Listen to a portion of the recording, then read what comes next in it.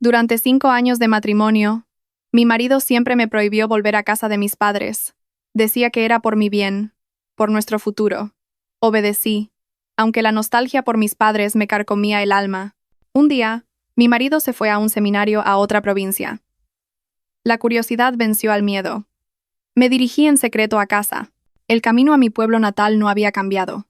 El olor a tierra húmeda me hizo llorar, pero en el momento en que se abrió la puerta de la casa de mis padres, mis piernas flaquearon. La escena que se desplegó ante mis ojos hizo que toda mi vida se sintiera como una gran mentira. Mis padres ocultaban un secreto que jamás habría podido imaginar. El espejo colgado en la húmeda pared del salón reflejaba dos mundos opuestos. En un lado, Marcos, de pie, imponente, con un traje azul marino impecable, sin una sola arruga. Su camisa blanca y la corbata de seda que había anudado meticulosamente eran impresionantes. El aroma de su caro perfume, una mezcla de sándalo y especias, llenaba la pequeña habitación del semisótano de 3-4 metros, como si intentara ocultar el olor a humedad que se había filtrado durante la noche.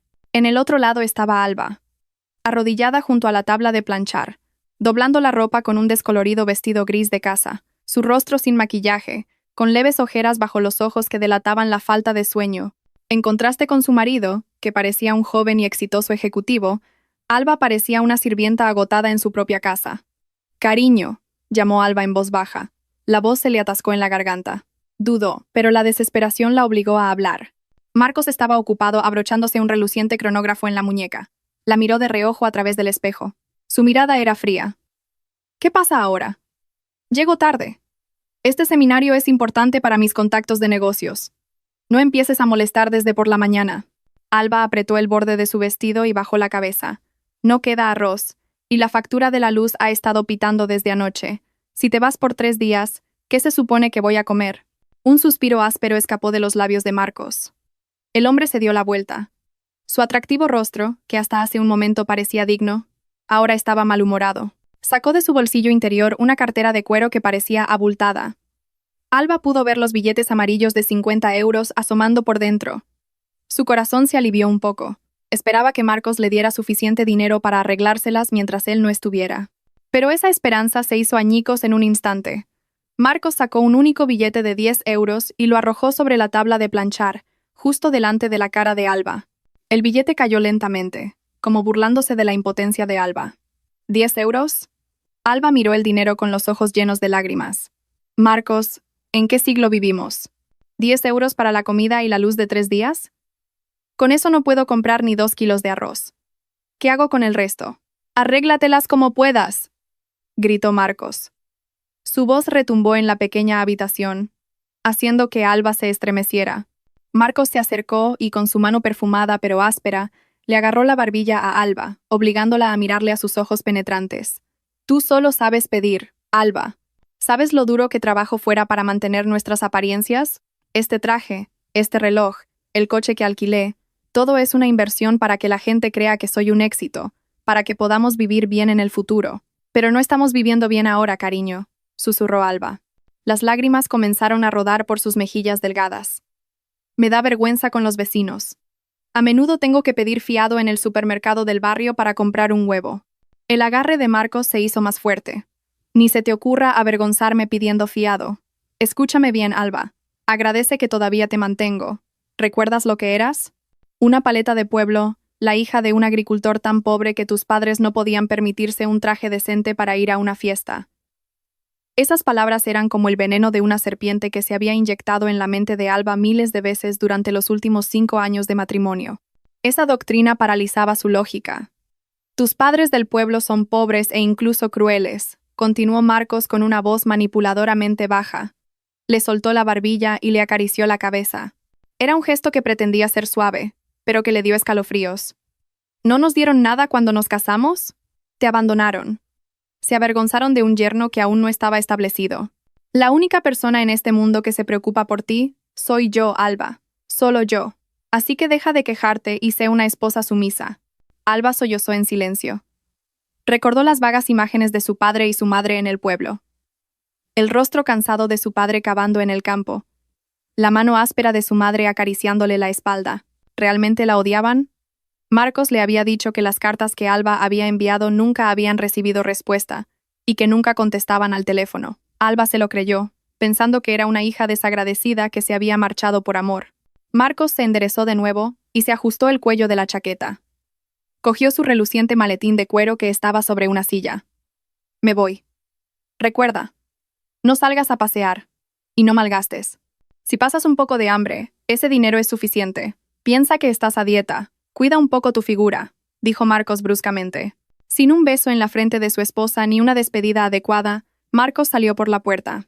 Alba escuchó el motor de un taxi detenerse frente a la casa y el sonido de la puerta del coche al cerrarse. Silencio. Alba se quedó sola en la casa silenciosa. Cogió el billete de 10 euros de la mesa y lo apretó hasta arrugarlo.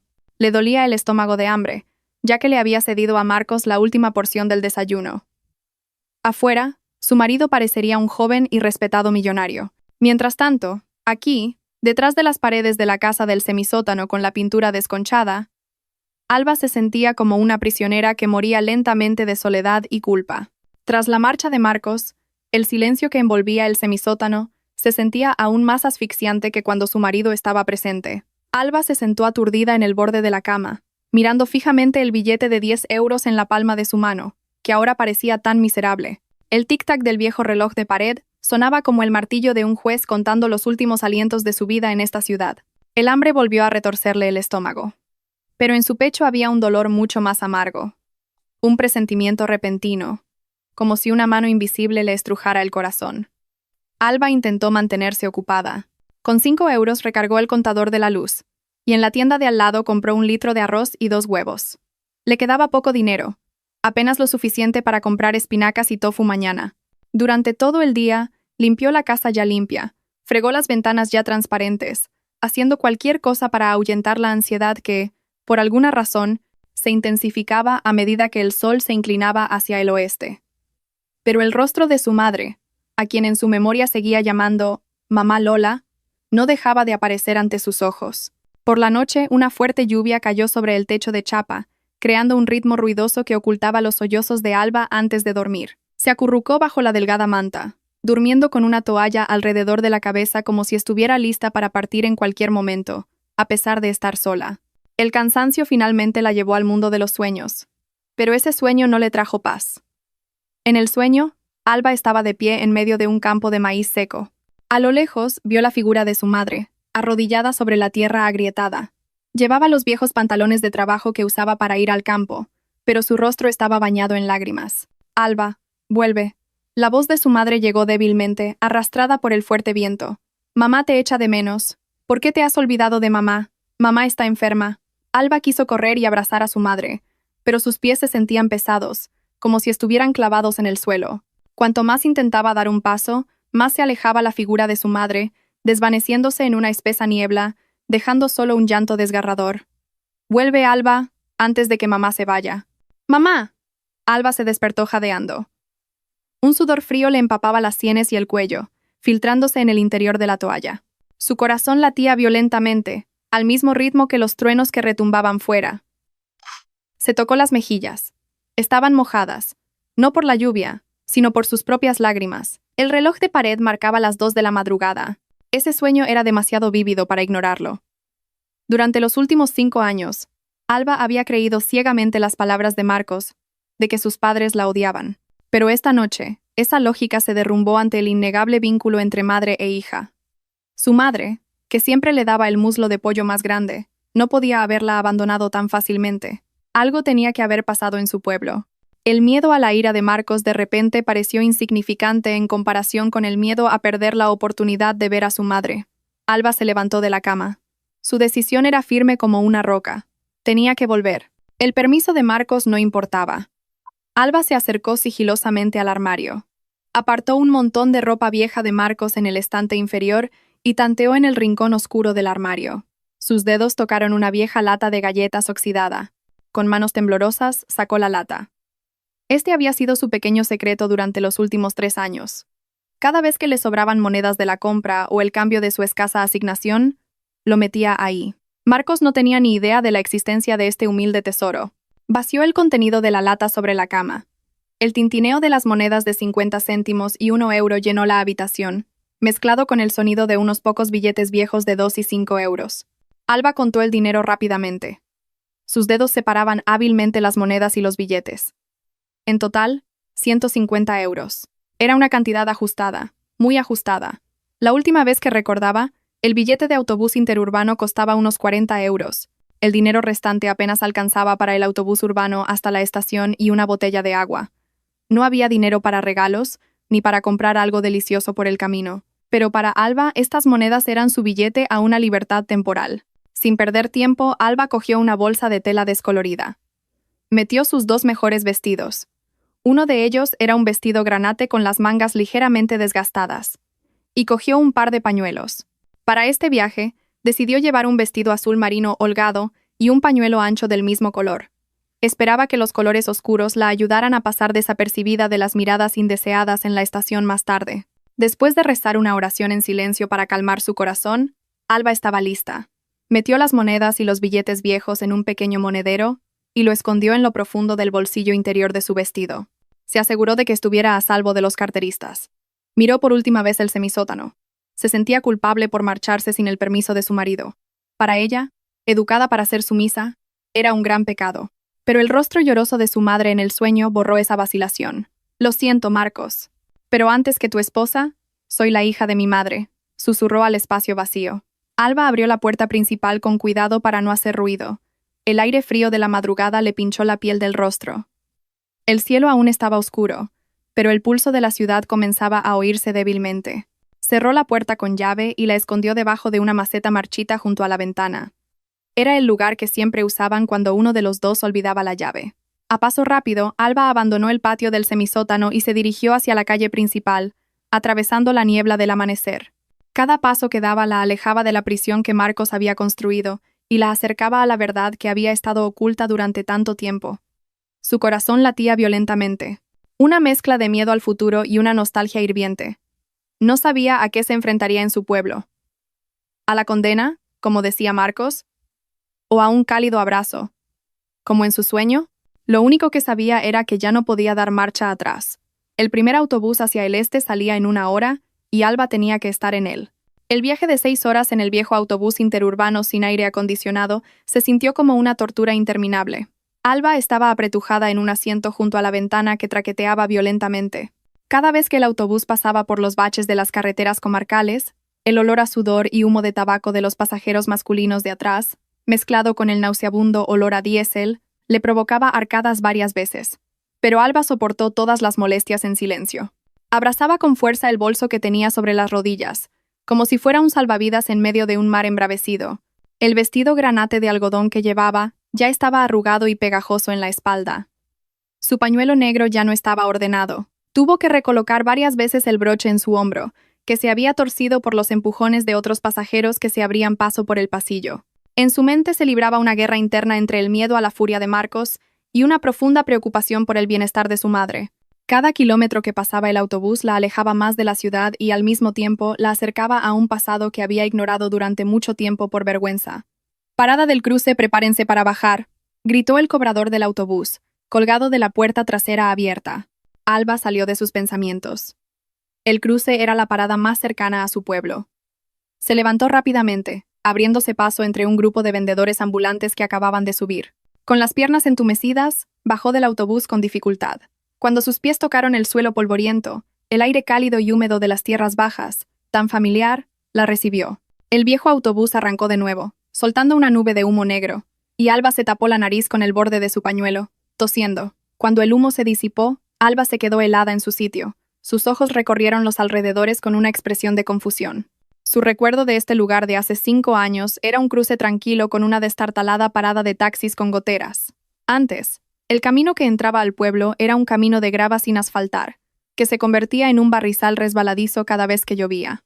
Era la razón principal por la que Marcos siempre se negaba a ir a su pueblo, por miedo a ensuciar sus caros zapatos. Pero ahora el paisaje ante sus ojos era completamente desconocido.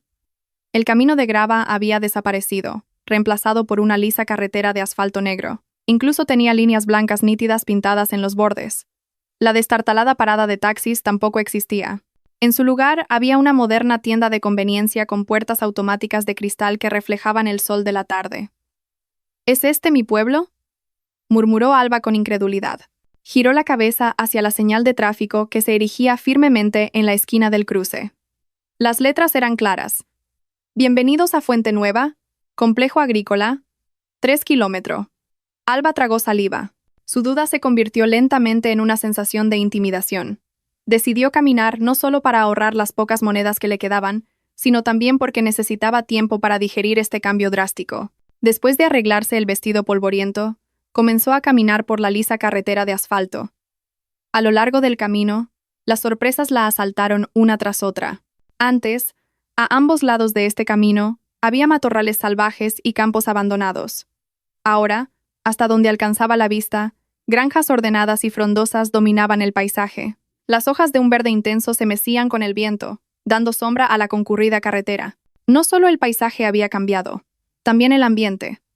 Alba tuvo que apartarse a la cuneta varias veces, al cruzarse con grandes camiones cargados de productos frescos. Los camiones rugían imponentes, dejando una ligera estela de polvo. Alba los miraba con la boca ligeramente abierta. Antes, en su pueblo, conocido por ser subdesarrollado, la llegada de un solo camión era un acontecimiento raro. Ahora el tráfico aquí se parecía más al de un polígono industrial que al de un remoto pueblo rural. Cuanto más se adentraba en la zona residencial, más se sentía como una extraña. Las casas de los vecinos, que antes eran en su mayoría de tablones o madera vieja, ahora habían cambiado de cara. Casi todas las casas de la calle principal se habían convertido en casas permanentes de ladrillo, pintadas de colores vivos y con suelos de baldosas. Algunas incluso tenían camionetas o motos nuevas aparcadas en los garajes. Alba bajó la cabeza y se cubrió más las mejillas con el borde del pañuelo. Se sentía en un contraste tan grande con el progreso que la rodeaba. Había vuelto con ropa vieja, un bolso gastado y un rostro cansado. Mientras tanto, el pueblo que pensaba que sería pobre, parecía haber prosperado. Un sentimiento de inferioridad comenzó a invadirla. ¿Qué dirían los vecinos si la vieran? La esposa del hombre que se suponía que había triunfado en la ciudad, volviendo con aspecto de mendiga. «Disculpe, apártese, por favor». El claxon de una moto sobresaltó a Alba. Saltó a un lado, hacia una pequeña zanja. Dos mujeres jóvenes pasaron en una scooter moderna, vestidas con ropa elegante y gafas de sol. Miraron de reojo a Alba, sin reconocer a la mujer del viejo vestido granate, y pasaron rápidamente, riendo. Alba se llevó una mano al pecho. Antes conocía casi todas las caras de este pueblo. Ahora se sentía como una turista perdida en un país extranjero. El cansancio comenzó a roerle las pantorrillas, pero sus pies siguieron moviéndose. Su corazón latía cada vez más fuerte a medida que se acercaba a una esquina muy específica. Al doblar esa esquina, debería haber un pequeño puente de madera, y al cruzarlo, a unos 200 metros más, estaría la choza de sus padres. Alba aceleró el paso al ver el puente. El puente de madera había desaparecido. Había sido reemplazado por un sólido puente de hormigón con barandillas de hierro pintadas de amarillo y verde. Alba se detuvo en medio del puente, recuperando el aliento. Sus ojos miraban directamente al frente, hacia la tierra heredada de su abuelo, el lugar donde había estado la casa de su infancia. Pero su vista no se encontró con árboles silvestres, sino con un muro de 3 metros de altura que ocultaba el paisaje al otro lado. A lo lejos, por encima de ese muro, se elevaba un tejado de tejas azul oscuro, de una arquitectura magnífica que nunca había visto en su vida. Alba parpadeó, tratando de encontrar otro punto de referencia. El viejo árbol de mango del abuelo junto al camino seguía allí, ahora envuelto en luces decorativas, pero allí estaba. La ubicación de la tierra era correcta, la dirección era correcta.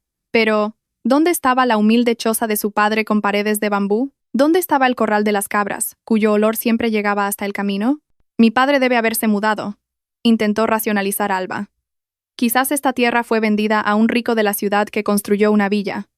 Su corazón se encogió. Si la tierra había sido vendida, ¿dónde vivirían sus padres ahora? ¿Estarían viviendo de prestado en casa de algún pariente, o peor aún, desahuciados y viviendo en la calle? Ese pensamiento terrible hizo que a Alba le flaquearan las piernas. Se dirigió hacia la puerta de hierro forjado, firmemente cerrada. Esperaba que hubiera una caseta de seguridad o alguien a quien preguntar sobre el paradero del pobre agricultor Antonio, que solía vivir en esta tierra. Alba no sabía que sus pasos la estaban llevando al mayor shock que cambiaría toda su vida. El sol abrasador de la tarde caía directamente sobre la cabeza de Alba, calentando el asfalto negro bajo sus pies calzados con unas finas zapatillas. Pero el calor que quemaba la piel no era nada comparado con el frío que le recorría la espalda mientras permanecía inmóvil frente a la imponente puerta de hierro. Alba intentó una vez más hacer coincidir los recuerdos en su cabeza con la vista que tenía delante. Estaba 100% segura. No se había equivocado de camino. A la izquierda del camino, seguía en pie el viejo árbol de mango con su tronco curvado. Solía trepar a él cuando era niña. Enfrente, el canal de riego que llevaba agua a los arrozales también seguía allí. Ahora sus bordes estaban pulcramente cementados, pero la ubicación era exacta. Sin embargo, la choza con paredes de bambú trenzado que debería estar allí había desaparecido sin dejar rastro. El patio de tierra, que se volvía fangoso cuando llovía y polvoriento cuando se secaba, ahora se había convertido en una entrada de adoquines con un patrón limpio, sin una sola mala hierba. Y lo que más dejó a Alba sin aliento fue lo que se erigía detrás del alto muro. Ya no era la vieja casa de madera con el tejado de tejas con goteras, ennegrecido por el musgo. En su lugar, se alzaba un magnífico edificio blanco de 2 plantas, con enormes pilares de hormigón que recordaban la arquitectura clásica europea. Las ventanas eran grandes y altas, cubiertas con cristales oscuros que reflejaban el cielo de la tarde. En el amplio patio delantero, una pequeña fuente lanzaba chorros de agua cristalina, rodeada de parterres bien cuidados que parecían sacados de las revistas de inmobiliaria que Alba había visto en la sala de espera del dentista. «Dios mío, papá, mamá», murmuró Alba. Su voz temblaba y sus rodillas flaqueaban. Los peores pensamientos dominaron su mente de inmediato. Marcos tenía razón. Mis padres se arruinaron por completo o se vieron obligados a vender esta herencia por deudas, y algún rico de la ciudad la compró para construir este palacio. Alba ahora imaginaba a sus padres viviendo arrimados en las afueras del pueblo, en una choza aún más humilde, o vagando sin techo. La culpa la golpeó tan fuerte en el pecho que tuvo que agarrarse a un pilar del muro para no caer. Se sentía como una hija desagradecida que no había estado allí cuando sus padres perdieron su hogar. Alba seguía paralizada, con los ojos llenos de lágrimas. Dudaba entre llamar a la caseta de seguridad detrás de la puerta o ir a la tienda más cercana para buscar información, cuando el sonido de una moto se detuvo justo a su lado. «Disculpe, señorita. ¿Busca a alguien?» No debería pararse en medio de la entrada de coches. Una mujer de mediana edad en una scooter le habló. Vestía de forma sencilla, pero llevaba joyas de oro en el cuello y las muñecas. Alba se sobresaltó y giró la cabeza. Reconoció esa cara, aunque ahora estaba mucho más rellena y bien cuidada. Era la señora Pérez, una vecina que solía vivir a 2 campos de distancia de la choza de Alba. «¿Señora Pérez?», llamó Alba con vacilación. Se bajó ligeramente el borde del pañuelo negro que usaba para protegerse del polvo. La mujer entrecerró los ojos, examinando el rostro demacrado y cansado de Alba, antes de que su mirada se posara en su viejo vestido granate. De repente, los ojos de la señora Pérez se abrieron de par en par. Su boca se abrió con incredulidad. «Dios mío, no puede ser. Tú. ¿Eres Alba, la hija del señor Antonio?». La señora Pérez gritó. Apresuradamente apagó el motor de la moto, bajó y se acercó. «Ay, hija mía, ¿dónde has estado? 5 años sin noticias. Tu madre se ha puesto enferma de tanto preocuparse por ti». La mención de su madre hizo que las lágrimas de Alba brotaran. «Señora, por favor, dígame, ¿a dónde se han mudado mis padres? ¿A quién le vendieron esta tierra? Necesito encontrar a mi padre», dijo Alba sollozando. Sus manos temblorosas agarraron el brazo de la señora Pérez. La señora Pérez frunció el ceño, confundida. «¿Mudarse? ¿Vendido? ¿De qué estás hablando, Alba?» «La casa de mi padre». Alba señaló con su mano temblorosa el imponente palacio más allá de la puerta de hierro. «La choza de mi padre ya no está. Esa es la casa de algún rico, ¿verdad, señora?» «¿Desalojaron a mi padre?» «Sí». Hubo un momento de silencio. La señora Pérez miró a Alba con una extraña mezcla de compasión e incredulidad. Entonces, la mujer soltó una pequeña risa. Una risa que sonaba amarga. «Alba, Alba, ¿de verdad no sabes nada o finges no saber?» La señora Pérez negó con la cabeza. Agarró a Alba por los hombros y la giró para que mirara directamente al magnífico edificio. «Esa es la casa de tu padre. Ese es el palacio del señor Antonio García». El mundo pareció detenerse para Alba. Un zumbido le llenó los oídos. «¿Qué dice? Es imposible. Mi padre era solo un aparcero». «Eso fue hace 5 años, Alba», la interrumpió rápidamente la señora Pérez. «Con el boom de la urbanización en esta zona, el valor de las hectáreas de tierra de tu padre se disparó. La compensación por la expropiación fue enorme. Tu padre ya no es solo un agricultor. Es el terrateniente más respetado de toda la comarca. Mira esa casa. La construyó al contado, sin un céntimo de deuda con el banco. Alba se tambaleó, como si una realidad absurda le hubiera dado una bofetada. Miró la mansión con los ojos desorbitados. Parecía más un ayuntamiento que una casa. Entonces, todo este tiempo, ¿mis padres eran ricos? Pero Marcos. Alba tartamudeó. Su cerebro luchaba desesperadamente por procesar esta información contradictoria. Marcos dijo que mi padre era pobre. Dijo que estaba avergonzado y enfadado con un yerno que aún no estaba establecido. La señora Pérez bufó con desdén al oír el nombre de Marcos. ¿Tu marido? Ja, ese ha estado entrando y saliendo de aquí a menudo. Nos dijo que estabas gravemente enferma, que el tratamiento costaba cientos de miles de euros. Tu padre incluso vendió las tierras que tenía en el sur para enviarle dinero a tu marido. Cada mes, tu marido venía en un coche de lujo a recoger dinero de tu padre. Decía que era para pagar tus facturas del hospital en la ciudad. Las rodillas de Alba cedieron por completo. Su cuerpo se desplomó sobre el asfalto caliente. No sintió el calor, porque su corazón ardía mucho más. Las piezas del rompecabezas de su vida de repente encajaron, formando una imagen horrible. Recordó a Marcos, que siempre tenía dinero para un reloj nuevo, pero se enfadaba cuando le pedía dinero para el arroz. Recordó a Marcos, que siempre le prohibía tocar el móvil por la radiación, cuando en realidad era para que Alba no pudiera contactar con nadie. Recordó a Marcos diciendo: «Tus padres te odian», cuando en realidad era él quien bloqueaba el acceso por dinero. Todo este tiempo, Alba había vivido como una mendiga, soportando el hambre, cosiendo ropa rota, durmiendo en un colchón fino en una habitación estrecha de un semisótano.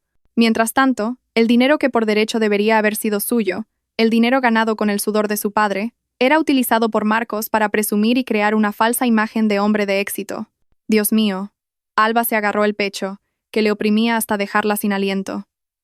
Las lágrimas corrían sin cesar. Ya no por tristeza, sino por una rabia que explotaba en silencio. Miró la magnífica casa con nuevos ojos. No era la casa de un extraño. Era su casa. Y dentro, probablemente estaban sus padres, siendo engañados una vez más por la serpiente que había dormido a su lado. La señora Pérez, alarmada al ver a Alba desplomada, la ayudó a levantarse. «Vamos, hija, levántate. Entra de una vez. Tu padre y tu madre se alegrarán mucho de verte. Además, tu marido está ahí ahora mismo». Alba se estremeció. Miró a la señora Pérez con los ojos muy abiertos.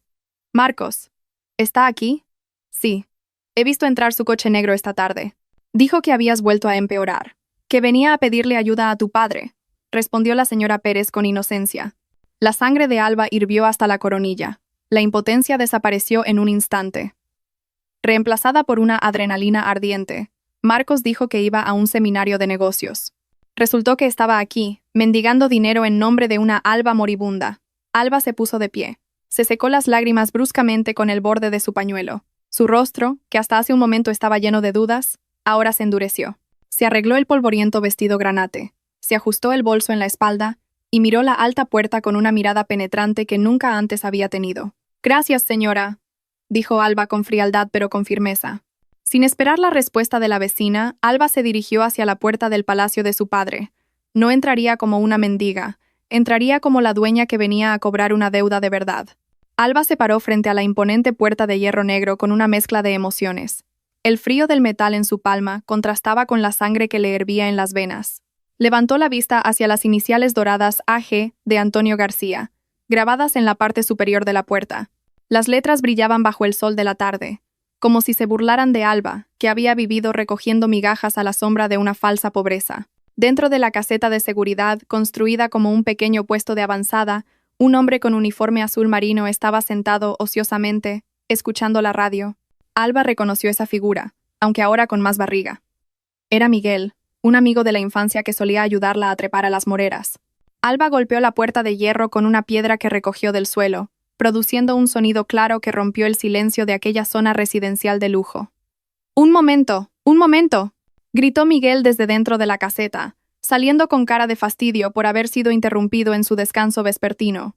Entrecerró los ojos al ver la figura de una mujer con un viejo vestido granate y un pañuelo ancho de pie fuera de la puerta. «Lo siento, señora. No aceptamos donaciones». La mufiramollada mujer compleja entrecerró los ojos al ver la figura. «Si viene a pedir, vaya a la iglesia que está más adelante». El corazón de Alba se encogió. Incluso su amigo de la infancia ya no la veía más que como una mendiga. Su apariencia, demacrada por el largo viaje y una vida de dificultades, Había borrado por completo cualquier rastro de la Alba que una vez fue conocida como la flor del pueblo. «Miguel», llamó Alba en voz baja pero firme. Se bajó ligeramente el borde del pañuelo, revelando todo su rostro. «Soy yo, Alba». Miguel se sobresaltó tanto que casi se le cae la gorra. Sus ojos se abrieron de par en par, recorriendo el rostro de Alba de la frente a la barbilla. «Dios mío, Alba». El hombre se apresuró a buscar en los bolsillos de su pantalón una llave a control remoto y abrió una pequeña puerta junto a la puerta principal. Con manos temblorosas, guió a Alba hacia adentro. Su rostro estaba pálido, como si hubiera visto a un fantasma resucitado de la tumba. «Alba, tú», tartamudeó Miguel, recorriendo a Alba de la cabeza a los pies con una mezcla de asombro y horror. «Marcos dijo que estabas en coma en un hospital de Madrid, que habías perdido todo el pelo por la quimioterapia. Pero, ¿cómo estás aquí, tan sana?» La mandíbula de Alba se tensó. Las mentiras de Marcos se habían extendido de forma realmente elaborada y detallada. ¿Quimioterapia? ¿Calva? Con razón, ninguno de los vecinos se había atrevido a preguntar por ella o a visitarla. Seguramente Marcos se había inventado la historia de que su estado era tan crítico que no podía recibir visitas. «Estoy sana, Miguel. Muy sana», respondió Alba con frialdad. «Abre la puerta de par en par. Voy a entrar en la casa de mi padre». Miguel estaba tan feliz que estuvo a punto de gritar para llamar a la gente de la casa, pero Alba rápidamente se llevó un dedo a los labios. «Shh. Silencio, Miguel. No le digas a nadie que he venido. Les daré una sorpresa a mi padre y a mi madre. Y no dejes que él sepa que estoy aquí». Miguel, aunque confundido, asintió inmediatamente. Sintió un aura diferente en Alba. La mujer que tenía delante ya no era la niña llorona. Era una mujer madura con una tormenta en los ojos. Alba cruzó la puerta. Sus pies, calzados con unas baratas zapatillas de goma, pisaban ahora un camino pavimentado con costoso granito. A ambos lados, amplios jardines se extendían verdes, con césped bien cortado, palmeras y un gran estanque de carpas, con una fuente que sustituían a los campos y gallineros que antes llenaban este patio. El sutil aroma a jazmín y dama de noche evocaba recuerdos de la infancia mezclados con una sensación de extrañeza. Alba se sentía como una intrusa en su propia casa. Miró hacia el garaje abierto a la derecha del edificio principal.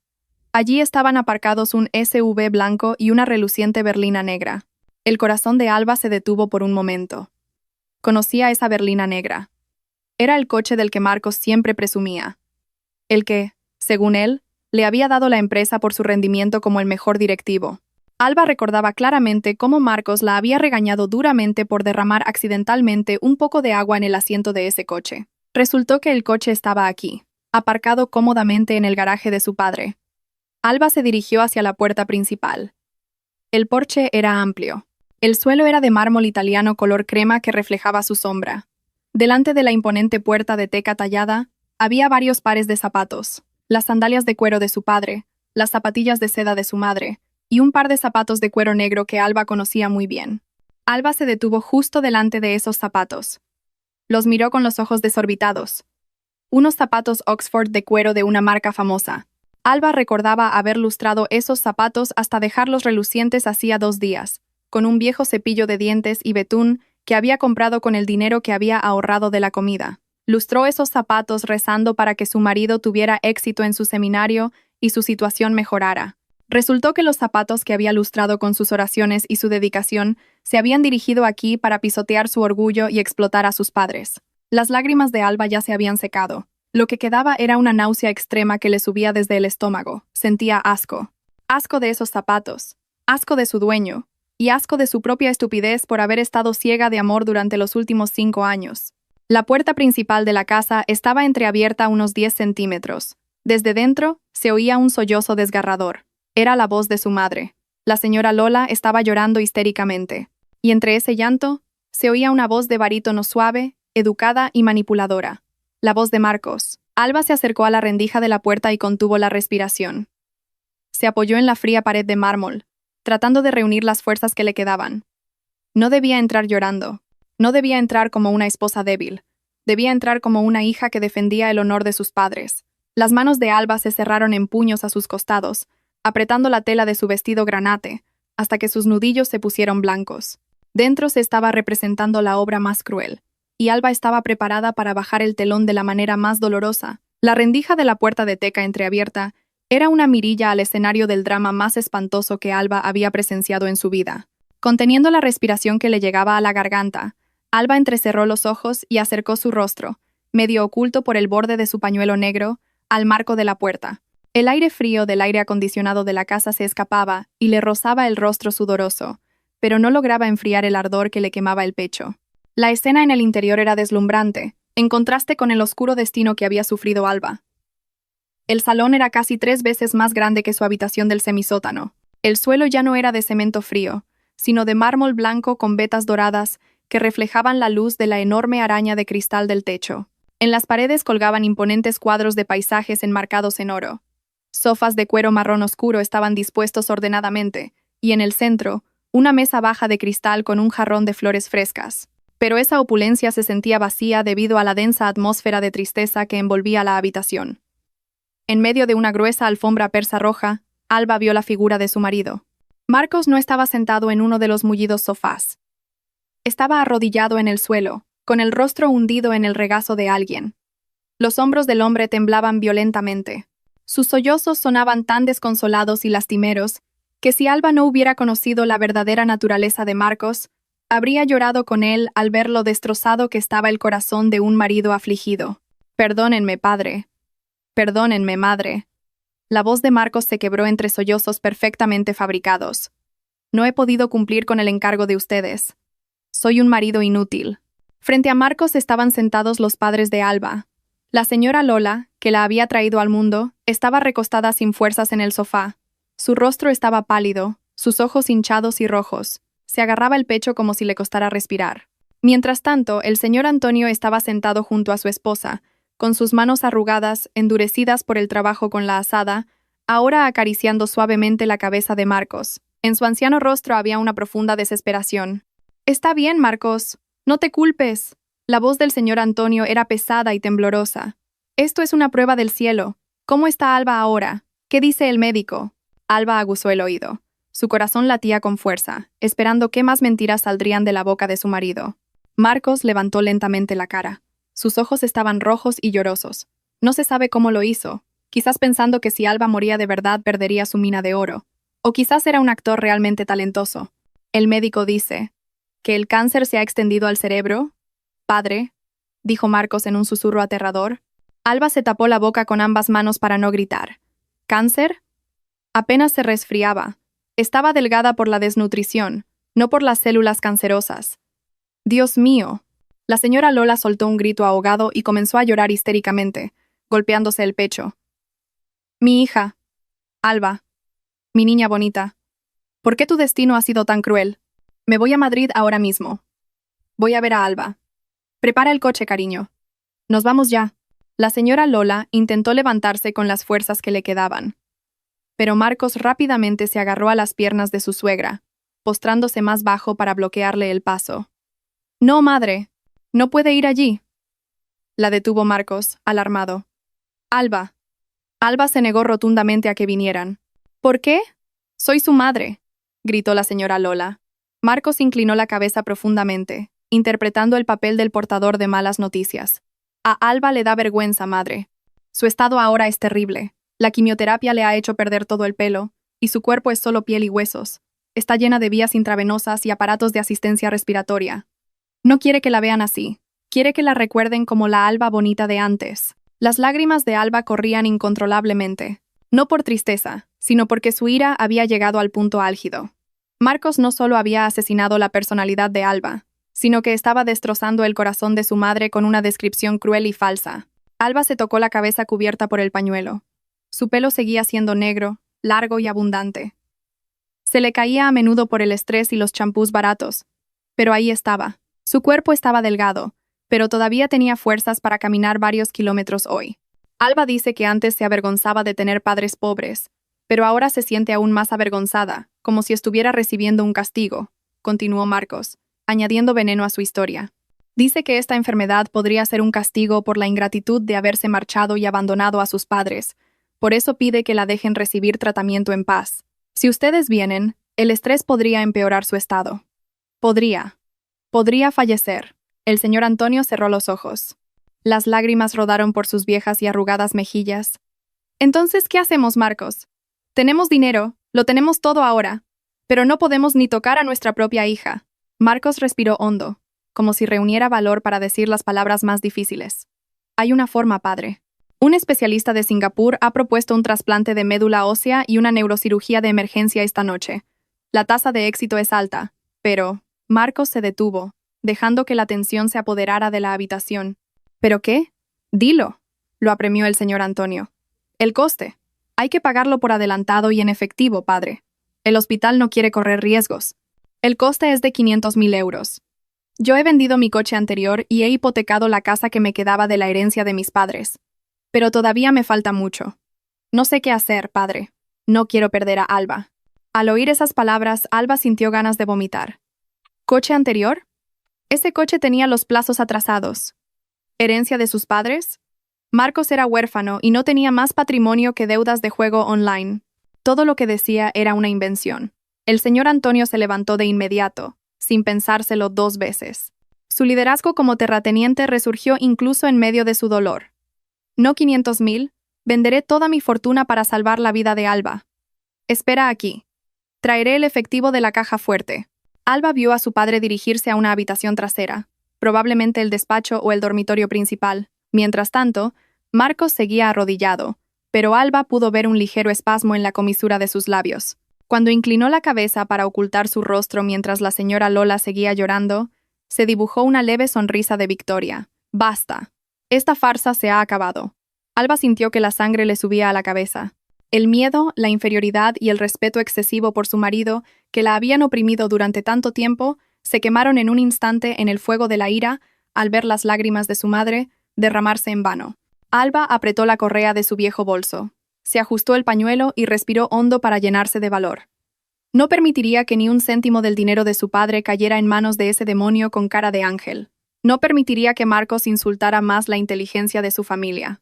Con un movimiento brusco, Alba empujó la pesada puerta de teca para que se abriera de par en par. La puerta se estrelló contra la pared con un estruendo ensordecedor, sobresaltando a la señora Lola y haciendo que Marcos girara rápidamente la cabeza hacia la puerta.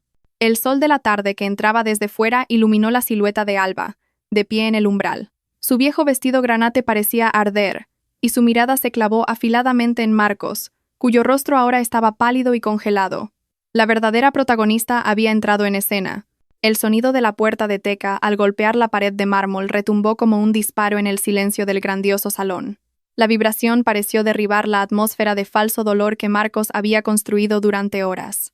En el sol de la tarde que entraba a la fuerza por la puerta abierta, motas de polvo danzaban, creando la silueta de una mujer que se mantenía erguida, sin aliento. La señora Lola, que lloraba histéricamente, se cayó de inmediato. Con la boca abierta, entrecerró los ojos hinchados, tratando de ver a través de la luz cegadora quién era el intruso maleducado que se atrevía a irrumpir en la casa del respetado terrateniente.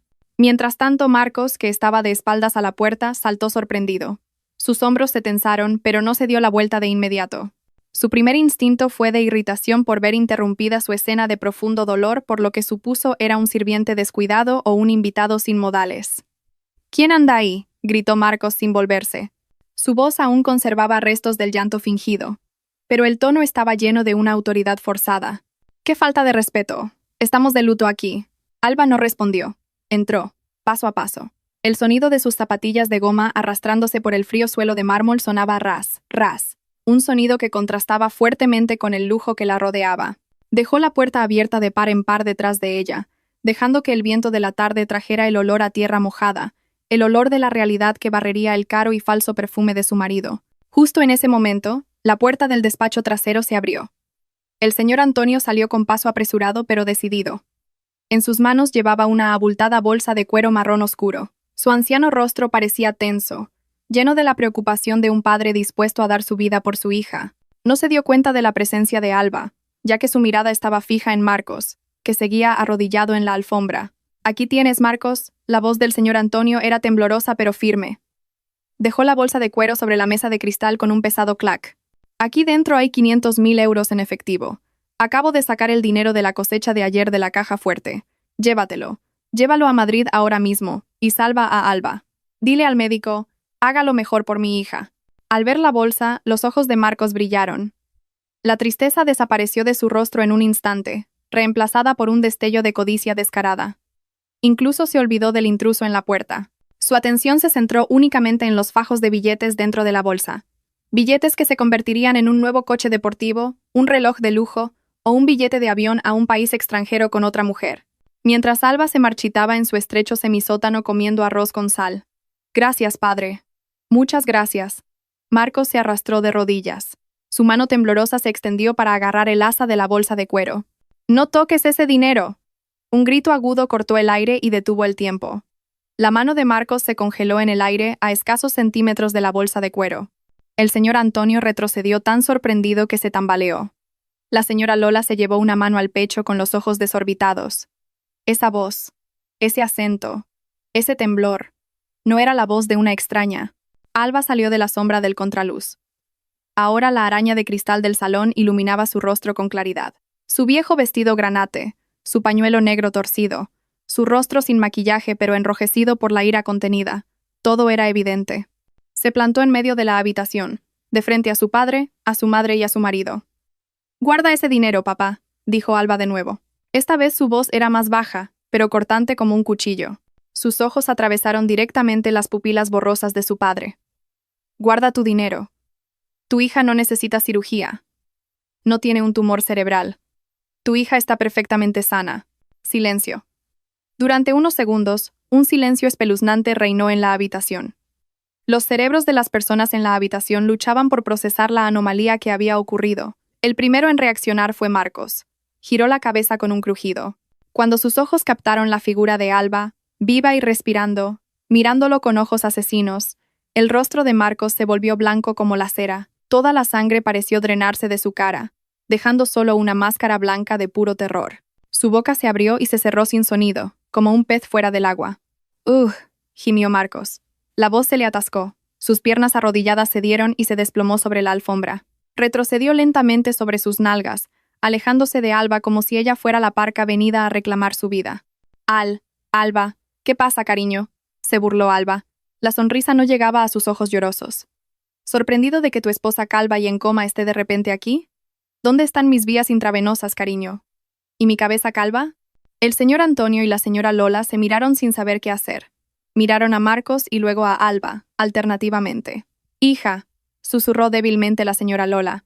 Su mano temblorosa se extendió hacia Alba. Temía que fuera una alucinación creada por la desesperada nostalgia. «¿Tú? ¿Eres tú de verdad, Alba?». «Mi hija». Alba se volvió hacia su madre, y en ese momento, el muro de su fortaleza se agrietó. Las lágrimas asomaron a sus ojos. «Sí, mamá. Soy Alba. He vuelto. Pero tu marido dijo que estabas grave en Madrid», tartamudeó el señor Antonio. Su dedo señaló a Marcos, que ahora sudaba a mares. «Dijo que te avergonzabas de tus padres del pueblo. Que no querías vernos». Alba negó con la cabeza enérgicamente. Se acercó a la mesa y se interpuso entre Marcos y el montón de dinero. Miró a su padre con ojos heridos. «Es mentira, papá. Todo es mentira». Alba señaló la cara de Marcos, que ahora estaba profundamente inclinada y no podía mirar a nadie. «Fue Marcos quien me prohibió volver a casa durante los últimos 5 años. Dijo que papá y mamá me odiaban. Dijo que papá nos había echado por avergonzarse de un yerno pobre. He estado encerrada en un semisótano estrecho, papá.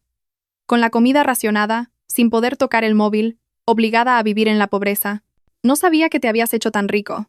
No sabía que todo este tiempo Marcos venía aquí a recoger dinero». Alba respiró hondo, conteniendo un sollozo que amenazaba con estallar. Miró la bolsa de cuero con el dinero con ojos de asco. «Esos 500.000 euros no son para mi cirugía, papá. No he tosido ni una vez este mes. Marcos está sano, y yo estoy sana. Él iba a usar ese dinero para vivir a lo grande en la ciudad. Mira su reloj, papá. Mira sus zapatos relucientes. Todo comprado con tu dinero». Mientras yo en casa compartía un huevo para 2, Marcos intentó levantarse. Su astuto instinto de supervivencia comenzó a funcionar. Sabía que estaba acorralado, pero intentó darle la vuelta a los hechos. «Padre, madre, no la crean», gritó Marcos, aterrorizado. Su voz se quebró agudamente. Señaló a Alba con mano temblorosa. «Esa mujer. No es Alba. ¿Es alguien enviado por alguien o Alba ha perdido la cabeza?» «Sí, el cáncer se le ha extendido al cerebro y está alucinando. Se ha escapado del hospital. Ha perdido la memoria, padre. No escuchen a una loca. Callat. Quien gritó no fue Alba, sino la señora Lola. La anciana, que hasta hace un momento parecía frágil y enferma, de repente se levantó del sofá, con una fuerza que nadie sabía de dónde había sacado. Corrió hacia adelante, ignorando el dolor de sus rodillas, y abrazó el cuerpo de Alba con fuerza. Le tocó la cara, los hombros, la espalda delgada. Le apartó ligeramente el pañuelo para ver el pelo negro de su hija, todavía intacto. Mi hija está cuerda, mi hija está sana. Hasta su olor a sudor es el de mi hija, gritó la señora Lola, llorando a lágrima viva mientras abrazaba a Alba. Tú eres el loco, Marcos. Tú eres el demonio. ¿Mi hija calva? ¿Mi hija avergonzada de su madre? Resulta que fuiste tú quien nos separó. El cálido abrazo de su madre derribó las últimas defensas de Alba. Se aferró a su madre y derramó toda la nostalgia y el dolor de los últimos 5 años en el hombro de la mujer que más amaba. Mientras tanto, el señor Antonio seguía paralizado cerca de la mesa. Su rostro, que había estado lleno de preocupación, cambió lentamente. Los rastros de tristeza desaparecieron, reemplazados por una aterradora línea roja de ira. Miró la bolsa con los 500.000 euros, y luego a Marcos, que ahora estaba sentado sin fuerzas en su cara alfombra como un montón de basura. Las manos ancianas del señor Antonio se apretaron con tanta fuerza que las venas sobresalieron. Su respiración era pesada y agitada. El terrateniente se dio cuenta de que casi había entregado su fortuna a un ladrón que había tomado a su propia hija como rehén, y para un padre no hay mayor pecado que hacerle daño a su hija. Marcos retrocedió aún más, hasta que su espalda chocó contra la pata de la mesa. Miró a su suegro con ojos aterrorizados. Sabía que no solo su obra había terminado, sino que el propio escenario se había incendiado con él dentro. El señor Antonio no blandió su bastón contra el cuerpo de Marcos. En su lugar, golpeó con fuerza la punta del bastón en el suelo de mármol, a 1 pulgada de la rodilla de Marcos. El agudo y resonante clac fue mucho más aterrador que un golpe físico, y Marcos retrocedió hasta que su espalda chocó contra la pata de la mesa. «Levántate», ordenó el señor Antonio. Su voz ya no temblaba de dolor, sino que estaba llena de una autoridad pesada y absoluta. Era la voz de un terrateniente acostumbrado a dirigir a cientos de trabajadores agrícolas. «No ensucies el suelo de mi casa con tus sucias rodillas». Marcos se levantó a duras penas. Sus piernas temblaban violentamente. Miró a su alrededor, buscando una oportunidad para escapar, pero la puerta principal ya estaba bloqueada por 2 corpulentos guardias de seguridad, incluido Miguel, a quien el señor Antonio había llamado por el interfono. «Miguel», llamó el señor Antonio sin volverse. «Sacad a este individuo. Llamad a la gente del pueblo que está fuera. Que todo el mundo sepa que este supuesto directivo de éxito es en realidad un ladrón que ha extorsionado a su suegro». El rostro de Marcos se puso blanco como el papel. Podía soportar un castigo físico, pero la humillación pública era como la muerte para su ego narcisista. «Padre, no, padre, por favor, mi reputación se arruinará». «¿Reputación?», bufó Alba con desdén. Sus ojos fulminaron a su marido. «Tu reputación se construyó sobre mi sufrimiento, cariño. Es hora de que devuelvas lo que no es tuyo». El señor Antonio extendió la mano. «Las llaves del coche, la cartera, el móvil, y quítate ese reloj. Todo». Marcos negó con la cabeza, aterrorizado, cubriendo los bolsillos de su chaqueta. «Estos son mis efectos personales, padre. Usted no tiene derecho». «¿Qué efectos personales ni qué nada?», tronó el señor Antonio. «Todo lo que llevas puesto ha sido comprado con mi dinero, con el dinero que estafaste usando el nombre de Alba. Entraste en esta casa como un mendigo presuntuoso, y saldrás de aquí como un verdadero mendigo». Miguel y su colega no esperaron una segunda orden. Se adelantaron y agarraron a Marcos por ambos brazos. Marcos luchó y gritó como un loco mientras Miguel le registraba a la fuerza los bolsillos de la chaqueta, sacando las llaves de la berlina negra y la abultada cartera de cuero. Su falso reloj de oro fue arrancado bruscamente de su muñeca, dejando una marca roja. «Soltadme. Esto es una violación de los derechos humanos. Llamaré a la policía», gritó Marcos histéricamente. «Llama», replicó fríamente el señor Antonio. «Que la policía investigue también tus cuentas. Así sabrán cuánto de mi dinero has malversado en los últimos 5 años». Ante esa amenaza, Marcos se cayó de inmediato. Su cuerpo se quedó flácido. Se dejó llevar dócilmente mientras lo arrastraban a la fuerza desde el fresco salón hasta el caluroso porche. El drama de la expulsión no terminó en el porche. El señor Antonio dejó la puerta principal abierta a propósito. Fuera, algunos vecinos y trabajadores agrícolas habían comenzado a reunirse, atraídos por el alboroto, Miraban con curiosidad cómo el yerno predilecto del señor Antonio era sacado a rastras por los guardias de seguridad, como si fuera un ladrón de gallinas. Marcos, que normalmente caminaba con la barbilla alta e ignoraba a la gente del pueblo, ahora tenía que inclinar la cabeza profundamente, avergonzado. Su caro traje estaba arrugado, la corbata torcida y su pelo liso, revuelto. Fue arrastrado más allá de su querida berlina negra, aparcada en el garaje, el símbolo de su falso éxito. Miguel le lanzó las llaves del coche a Alba, que estaba de pie en el porche, señalando que la propiedad había vuelto a su legítima dueña. Al llegar a la puerta principal, Miguel y su colega soltaron su agarre y empujaron con fuerza el cuerpo de Marcos, haciéndole caer sobre el asfalto polvoriento del camino rural. ¡Ay! Gimió Marcos mientras sus rodillas y palmas se raspaban contra el asfalto. Luchó por levantarse, mirando con ojos desorbitados el imponente palacio que acababa de vomitarlo. Detrás de la alta puerta de hierro, Alba estaba de pie entre sus padres. El rostro de la mujer era inexpresivo, sin una pizca de compasión. «No vuelvas a poner un pie en las tierras de este pueblo, Marcos», dijo el señor Antonio en voz alta. Su voz se oyó claramente por las decenas de aldeanos que observaban. «Si vuelvo a ver tu sombra cerca de mi hija, no esperes volver entero sobre tus dos piernas». Alba dio un paso adelante, mirando al que ahora era su exmarido, tan patético en el camino. «Vuelve a tu ciudad, cariño. Busca otra presa si puedes. Pero recuerda, a partir de este momento, el grifo del dinero de mi padre está completamente cerrado. Disfruta de tu nueva vida como un vago sin un céntimo». «Alba, ¿cómo puedes hacerme esto?», sollozó Marcos. Las lágrimas de cocodrilo volvieron a brotar. Alba no respondió. Se dio la vuelta, rodeó el hombro de su madre con el brazo y volvió a entrar en la casa. Miguel cerró la enorme puerta de hierro con un fuerte clang. El sonido de la puerta cerrándose firmemente se convirtió en un veredicto final. Marcos se quedó solo en el borde de la carretera, sin coche, sin cartera, sin móvil y sin orgullo. Bajo las miradas despectivas de los aldeanos que comenzaban a susurrar sobre sus trapos sucios, el falso millonario ahora se había desmoronado de nuevo en el polvo sin valor de la calle. El abrazo de la señora Lola se hizo más fuerte, como si temiera que si aflojaba un poco, su única hija se desvanecería como el humo, como en las pesadillas que la habían atormentado durante tanto tiempo. Las manos de la anciana peinaban el pelo cubierto por el pañuelo de Alba, palpaban su espalda, sus hombros, sus brazos, confirmando la presencia de carne y huesos reales. No había un cuerpo demacrado y esquelético como el que Marcos había descrito. Alba, en sus brazos, estaba cálida, viva y entera. «¿Todavía tienes tu pelo, hija? ¿Estás sana?», sollozó la señora Lola. Sus lágrimas empaparon el hombro del vestido de Alba. «Tu marido dijo que no podías ni levantarte de la cama. Dijo que te avergonzabas de ver a tu madre». El señor Antonio, que había estado paralizado con el rostro tenso, finalmente se acercó. Sus viejas piernas temblaban mientras extendía una mano llena de las marcas del trabajo duro para tocar la mejilla de Alba. En el momento en que su piel áspera tocó la piel del rostro de su hija, las defensas del anciano se derrumbaron. El terrateniente, respetado en toda la comarca, lloró en silencio. Ahora se daba cuenta de lo estúpido que había sido. Había creído a una serpiente antes que a su propia sangre. «Perdóname, Alba. Perdona a tu padre ciego», susurró el señor Antonio con voz ronca.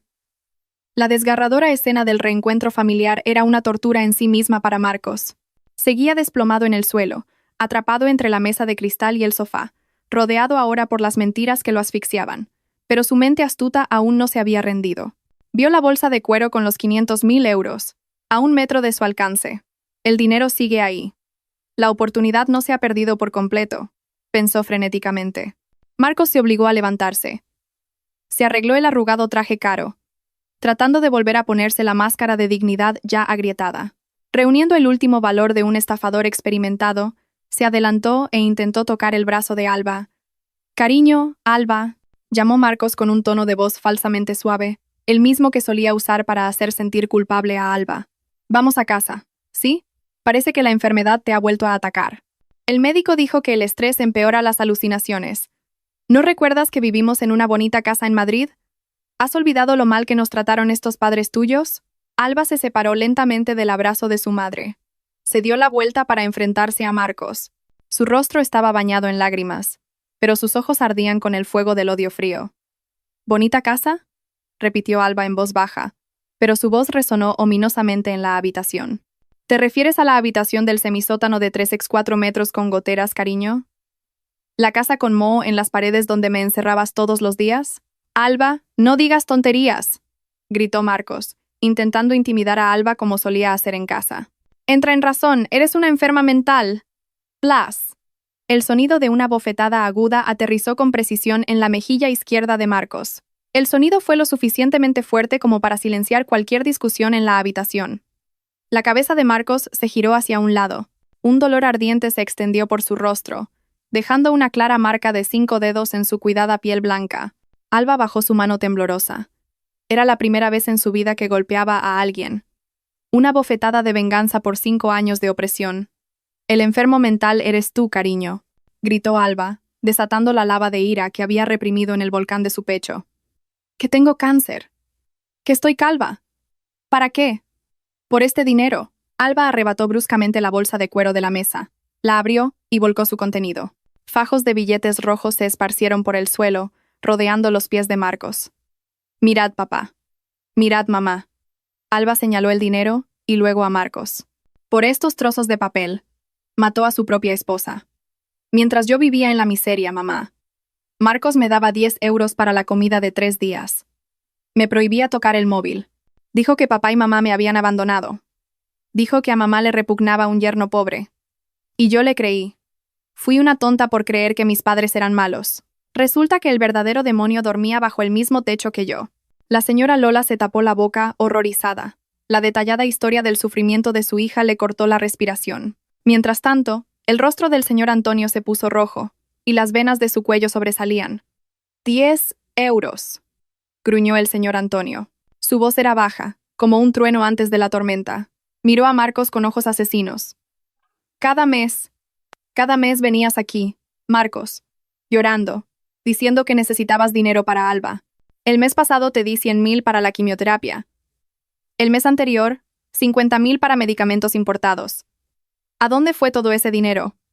¿A dónde? Marcos retrocedió. Sus pies tropezaron con el montón de dinero en el suelo. Padre, es un malentendido. Eso. Lo estaba ahorrando para el futuro de Alba. ¿Qué futuro? ¡Ey! Cortó Alba bruscamente. Se adelantó y acorraló a Marcos en una esquina. ¿Un futuro con tus amantes o un futuro para comprar este reloj? Alba agarró la muñeca de Marcos y la levantó en alto, mostrando a su padre el cronógrafo de oro que la rodeaba. Este reloj cuesta 20.000 euros, papá. Marcos lo compró el mes pasado. Dijo que era un regalo de la empresa. Pero yo sé que no tiene trabajo. Es un vago que vive de extorsionar a su suegro. El coche de fuera, la ropa que lleva, su perfume, todo comprado con el dinero de mi padre, en nombre de mi sufrimiento. La máscara de Marcos se hizo añicos. Ya no había espacio para más mentiras. Los hechos habían sido desnudados sin piedad por Alba. Ya no era un marido exitoso. Era solo un pequeño parásito atrapado infraganti devorando a su huésped. Marcos miró a su alrededor, aterrorizado. La salida parecía demasiado lejana. Delante estaba una Alba furiosa. A su lado una señora Lola que lo miraba con asco. Y allí, el señor Antonio, caminando hacia un bastón colgado en la pared. «Te di mi confianza». El señor Antonio agarró el bastón. Su mano se cerró con fuerza sobre la empuñadura. «Te di el honor de ser mi yerno. Puse a mi única hija en tus manos, y esta es tu recompensa. Convertiste a mi hija en una fuente de ingresos. Convertiste nuestra nostalgia en tu cajero automático». Marcos cayó de rodillas. Esta vez no era una actuación.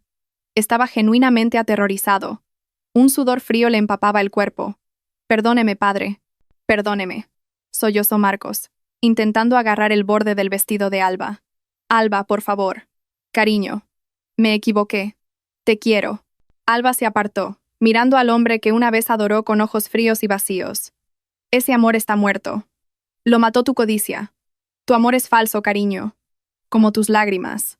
En medio de esa grandiosa habitación, que se convirtió en testigo mudo de un crimen cruel, Marcos finalmente se dio cuenta de que lo había perdido todo. No solo los 500.000 euros esparcidos por el suelo, sino también su orgullo y su libertad.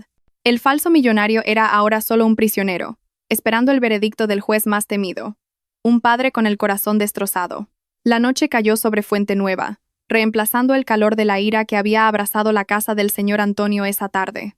En el amplio comedor, por primera vez en 5 años, el sonido de cucharas y tenedores golpeando platos de porcelana resonó en un ambiente cálido. Ya no había arroz con sal ni un huevo compartido para 2. La larga mesa estaba ahora llena de los platos favoritos de Alba.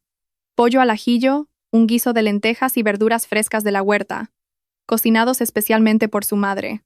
Alba comía con avidez, aunque de vez en cuando una lágrima caía en su plato. Se sentía como un sueño. Estaba sentada en una silla mullida, con un suave vestido de seda de su madre que le sentaba perfectamente, rodeada de las dos personas que más amaba en el mundo. «Come mucho, hija», le dijo suavemente la señora Lola, poniendo más pollo en el plato de Alba. «Estás demasiado delgada. Nunca más dejaré que pases hambre». El señor Antonio miraba a su hija con ojos tiernos. El aura feroz que tenía cuando echó a Marcos había desaparecido, reemplazada por la mirada de un padre arrepentido. «Mañana mismo iniciaremos los trámites de tu divorcio. He contactado al mejor abogado de la comarca. No tendrás que volver a ver a ese hombre en un tribunal. El abogado se encargará de todo». Alba dejó la cuchara y asintió lentamente. «Perdonadme, papá, mamá. Fui una tonta. Creí que erais malas personas». «No es culpa tuya, hija», la interrumpió el señor Antonio con firmeza. «Esa serpiente tiene una lengua bífida. Lo importante es que ahora has vuelto. Toda esta fortuna, esta finca, esta casa, la hemos amasado para ti. Eres la única heredera, Alba. Tienes que ser fuerte e inteligente, para que ningún hombre se atreva a subestimarte de nuevo». Después de la cena, Alba entró en su nuevo dormitorio. La habitación era espaciosa, con una lujosa cama king size y vistas al jardín lateral. Sobre el tocador estaba su viejo móvil, el anticuado teléfono con la pantalla rota que Marcos había vigilado tan estrictamente. Alba lo cogió, y de repente la pantalla se iluminó. Había un mensaje de texto de un número desconocido. «Cariño, soy yo. He pedido prestado el móvil de alguien en una tienda. Por favor, cariño. No tengo dinero para volver a casa. Estoy durmiendo en la caseta de seguridad. Lo siento, me equivoqué. Cambiaré. Por favor, no te divorcies de mí». Alba leyó el mensaje sin expresión. Antes, un mensaje tan suplicante la habría ablandado y hecho sentir culpable. Pero esta noche, su corazón era de piedra. No veía amor en ese mensaje, solo veía el miedo de un parásito que había perdido a su huésped. Alba salió al balcón de la habitación. El viento nocturno le acarició el rostro, trayendo el fresco aroma de la libertad. Abajo, las luces del jardín estaban bellamente encendidas, iluminando el palacio que ahora era su fortaleza protectora. Con un movimiento tranquilo, Alba abrió la tapa trasera del móvil, sacó la batería y luego la tarjeta SIM. Esa pequeña tarjeta era el último símbolo del control que Marcos había tenido sobre su vida. Alba partió la tarjeta SIM en dos con un satisfactorio clic. Arrojó los pedazos rotos a una papelera en la esquina del balcón. Con ese gesto, arrojó también todos los recuerdos amargos de su astuto marido, la estrecha habitación del semisótano con goteras y la versión débil de sí misma. Alba miró el cielo estrellado. Respiró hondo y luego exhaló lentamente, con una leve sonrisa. Mañana saldría el sol, y ella lo recibiría ya no como una esposa encarcelada, sino como una nueva Alba, una mujer libre, la única heredera y la reina de su propio palacio.